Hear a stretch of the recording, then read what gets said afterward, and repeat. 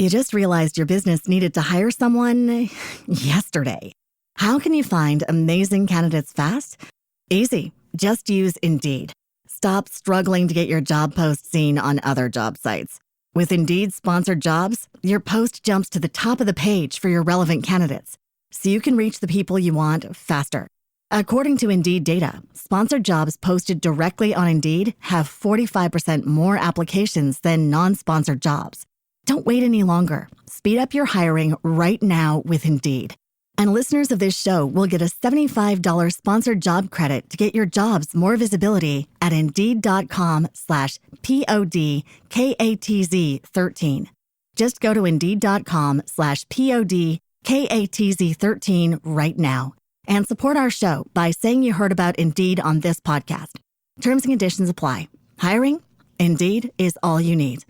Imagine leading a project team where no one reports to you. You got everything to prove. And on day 2, you mess up. I'll never forget my first real project.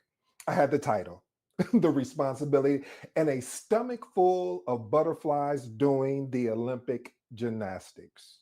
Around the table sat senior engineers, marketing pros, people who had been doing this for years. And not one of them reported to me. That little voice whispered in my ear, "You're an imposter." What gives you the right to lead them? My goal would be to be perfect and check every email twice, rehearsing every meeting twice. But on day 2, I set a critical meeting invite with the wrong time, wrong stakeholders. My heart literally just sank. I thought, that's it. They're going to see right through me. Therefore, I took a breath, sent a quick correction. My mistake here is the right time. Embrace for the fallout. It never came. Just a few got it, thanks replies, and we moved on. That's when it clicked. See, they didn't need a flawless genius. They needed someone steady. They needed someone they could trust. They needed someone that they could believe in, even if I had to correct it myself. And that's why your first project isn't about proving you're perfect. It's about proving you're reliable. Principle number 1, the first project isn't about proving you're perfect. It's about proving you're reliable. Listen, family, your first project sets the tone for your reputation, but perfection is impossible. But showing you can be counted on under pressure earns you long-term trust. Why is this important? Because perfection is overrated in project management because projects live in a real world, not a textbook. People will forgive a missed milestone if they see you were proactive, transparent, and adaptable. They won't forget being blindsided or, as they say, ghosted. Reliability builds the professional credibility that gets you future projects, promotions, and trust in high-stakes situations. Experiment with these actionable tips. Always close the loop. Follow up on every commitment you make, no matter how big or how small. Next point, show up early to meetings and be the most prepared person in the room. And the last and final one, document everything you see before you have to scramble around looking for details. And my professional insight here, I've seen PMs lose opportunities not because of mistakes, but because they disappeared when things got tough. Reliability is your career insurance. Principle number 2, learn when to escalate versus when to solve. Every PM issues the test judgment. Do you handle it yourself or raise it to leadership? Escalating too quickly makes you seem impeccable or problem solving. Waiting too long to escalate risks damaging your project. The skill lies in reading the situation, knowing the limits of your authority, and understanding political dynamics while engaging the risk to deliver if you kept it at the level. Why is this important? The balance defines how you are perceived as a leader. Strong PMs aren't afraid to involve decision makers when the stakes demand it. Poor escalation habits either annoy leadership with tribal issues or blindside them with crises that could have been prevented. Experiment with these actionable tips. Escalate when the issue impacts scope, schedule, resource, or you have conflicts And most important, budget beyond your authority. Next point, solve internally when the team has the expertise and capacity. And then last and final one, always bring options when escalate, never just the problem. Always recommend when you have a problem, bring a proposed solution, whether it's right or wrong.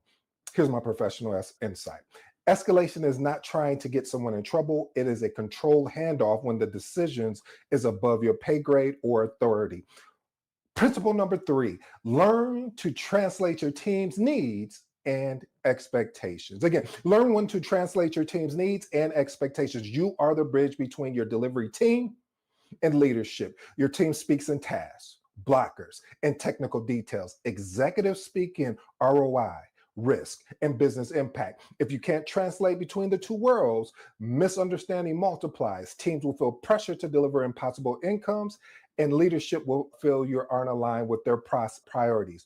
Why is this important? The PM who speaks both languages creates alignment, trust, and clarity, and it becomes indispensable. Without that translation, you risk delivering a technical, successful project that leadership considers a failure because it didn't meet their unspoken expectations. Experiment with these actual tips. Convert technical updates into business impacts before sharing with stakeholders. Next point, summarize leadership priorities into clear, actionable tasks for the team. And the last and final one, use visuals to bridge understandings.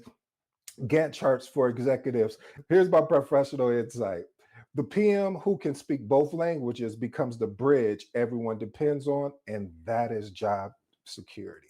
Principle number 4, using the parking lot strategically. Again, using the parking lot strategically. See, the parking lot is one of those simple yet most underrated facilitation tools in your toolkit. See, it's a way to capture valuable off-topic ideas or concerns without letting them derail the meeting's focus. Used right, it keeps participants engaged while protecting the agenda. Used poorly, it feels like you're shutting down people or avoiding issues. Why is this important? Meetings without control waste time, burn energy, and most important, it creates frustration. But shutting down contributions kills engagement. Strategic use of parking lots shows you respect by putting people's input into whatever the driving force is. So, for example, meaning that we want to ensure that we're not discrediting what they're saying because it may make sense, but it's off topic. Let's put it in a parking lot. Let's get through what we need to get through. And then let's circle back to make sure that we provide what we all aligned on the agenda. Experiment with these actionable tips. Announce that you are parking an item so the speaker feels heard and not dismissed. Next one, revisit the parking lot at the end of the meeting or in follow-up notes.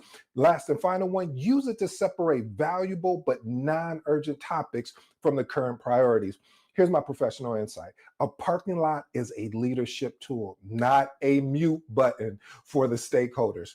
Principle number 5, the most dangerous words are, here we go again, we'll figure it out later. See, it's easy to push off decisions when you don't have all the details or when a conversation feels uncomfortable. But the longer an issue stays unresolved, the more expensive and disruptive it becomes. We'll figure it out later is how small questions turn into urgent crisis. Why is this important? In project management, time is leverage. The sooner you identify owners, actions, and timelines for unresolved items, the less risk you carry. Delaying decisions increases the chance of project delays, budget overruns, and last-minute heroic that burns out the team. Experiment with these actionable tips. Push the clarity before moving on, even if it's uncomfortable. Assign an owner and a deadline to every open question. And the last and final one, keep unresolved items visible on a status report until close. Here's my professional insight. You will be disappointed in the present if you allow too many later items to pile up. I'll let you think about that one. Principle number 6, confidence without arrogance gets you invited back. Confidence tells stakeholders you can handle the complexity and unpredictability of a project.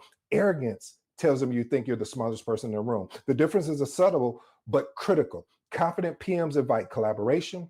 Arrogant PMs shut it down. Confidence comes from preparation, experience, and most of all, clarity, not from dominating the conversation. Why is this important? Your professional reputation is much about how you make people feel as it is about how you deliver your project. People want to work with PM who inspires them, who trusts them, not who steamrolls them over. That combination makes you the first choice for future opportunities. Experiment with these actionable tips. Prepare your facts so your confidence comes from competence. Next one, acknowledge other people's expertise openly. And the last and final one, admit when you don't know something, but commit to finding it out. Here's my professional insight. The best PMs project calm authority without needing to be the loudest person in the room. Principle number 7, your best work will happen in gray areas. See, methodologies, processes are there to guide you, not to cover every possible scenario. See, the reality is that as much value comes from navigating situations that don't fit neatly into the rules, these gray areas require judgment, adaptability, and the ability to make trade-offs without losing sight of the end goal. Why is this important? Rigid PMs who cling to the rule book slows projects down and frustrates teams, but flexible, and I do mean flexible PMs who can adapt with boundaries, keep momentum going, and still meet business objectives. The higher the stakes, the more gray areas you face, and your ability to manage them will define your success. Experiment with these actionable tips. Assign ownership, not tasks. Let someone fully own a deliverable. Next point, ask questions before giving instructions. How would you like to approach this? Is a good example. And the last and final one, focus your time on outcomes and blockers, not every update. Principle number 8, learn how to say no, but offer trade-offs. I like that, family. See, you will be constantly asked for more features, more scope, more speed. Saying yes to everything is a fast path to miss deadlines and burned out teams. But a flat no can alienate stakeholders and damage relationships. The skill is declining requests while offering an alternative that preserves trust. Why is this important? Your role as a PM is to protect scope, budget, and schedule, as well as quality, while still enabling value delivery. Offering trade-off turns a rejection into a conversation about priorities and makes you look like a problem solver rather than a bottleneck or we're under construction, basically a roadblock. Experiment with these actionable tips. Block time on your calendar for a deep work and don't negotiate it. Set clear expectations on availability, whether it's Slack, email, or weekends. And the last and final one, practice saying, I can't take that on right now. Can we discuss priorities? Listen, family, if you stayed this long, you know I appreciate you. Because your first project will test you in ways the textbook never warned you about. You will feel pressure to be perfect, but perfection is not what earns trust. Reliability does. Show up prepared. Follow through on what you promise. Own your mistakes and correct them quickly because your own team knows they can count on you. They'll follow you through every messy parts, the hard parts, and even the unknown. So don't just listen to this episode today. Put it into practice by experimenting on your own very next project. Make reliability your first win. And if you're new to this episode, I go by the name of ED. For all you smart and intelligent folks out there, hey, listen, that just simply means it. Until next time.